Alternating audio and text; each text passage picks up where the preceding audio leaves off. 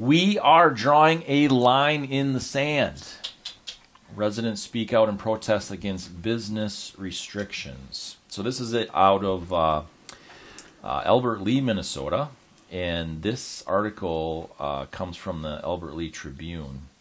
So let me read just a little bit of it. At least 200 residents from both inside and outside of the area on Sunday spoke out against Governor Tim Walz's executive orders through a protest and march in downtown Albert Lea. The march began in Albert Lea at Albert Lea City Hall, traveled down Clark Street to Broadway, and then ended at the Freeborn County Courthouse. We the people, now this is a quote, we the people have come together from near and far for one purpose, to take back our liberties and freedoms, our lawful and constitutional rights as Americans, said Lisa Hansen, owner of Interchange Wine, Coffee, and Bistro.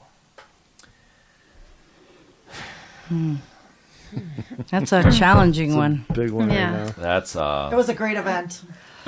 Yeah. so I take it this is from you. It was a great event. There's more than 200 people. I'd say probably 4 to 5, but yes, it was a great event. It felt almost like marching down the streets of D.C. Very exhilarating. The law enforcement obviously was there to support us. There's a handful of protesters. That's fine. It's their right to assemble. It's business owners standing up for their constitutional rights, to be fear no more. Literally, when they say drawing a line in the sand, like literally, she took a stand to open and do what she needs to do as a business owner, and not be succumb to the governor's mandates that he's put in place for the business owners in Minnesota right now.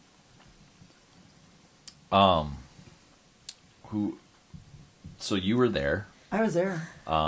Were you part of the organizer? No, but I went with a whole caravan of people from Rochester here. Okay. Yeah, and then we had live music and coffee afterwards inside at our bistro, and we celebrated like real human beings with some kind of social interaction, adult social interaction. Yeah, it was great. She encouraged other business owners also to open. At the same time, the other business owners from across the state of Minnesota, which ironically right now are all women that are coming forward and keeping their doors open or staying open. Also the gal from Lisa, both two gals, their names are Lisa from Lakeville. Her storefront had gotten spray painted and damaged. Was this before the protest or after? The night before, the night before the protest. Okay. So she literally came down there to spoke.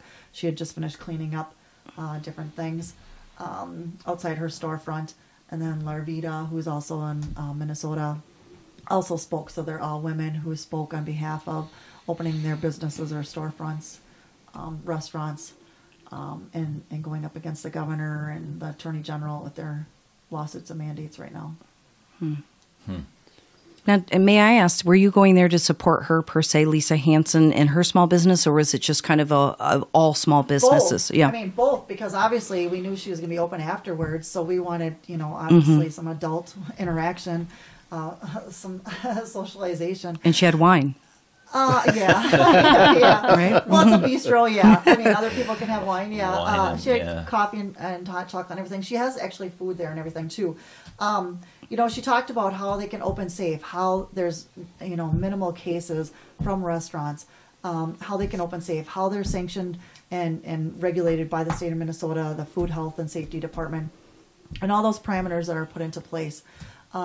She spoke about that, and then also the constitutional law advisor was also there, and that's what's kind of being driven, is this constitutional law group that's saying, listen, this is our right. I mean, this is your right as a business owner, as an individual, that our Constitution puts forward for you, not necessarily different people, meaning our governor or different things like that who mandate, but this is your right as an American.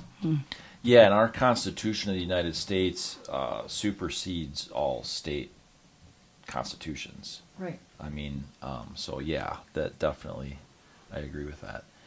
I've never participated in a protest, but I really fully believe, I don't care what it's about, I really fully believe of that right for people to peaceably assemble. Peacefully, Yes. Correct. peacefully protest. Peacefully, And- that's the key word. Yeah, and it's I pulled it up. The First Amendment, it says the right of the people to peaceably assemble, or peaceably to assemble is what it actually says. But so we are assembled. That our Constitution of the United States of America covers that.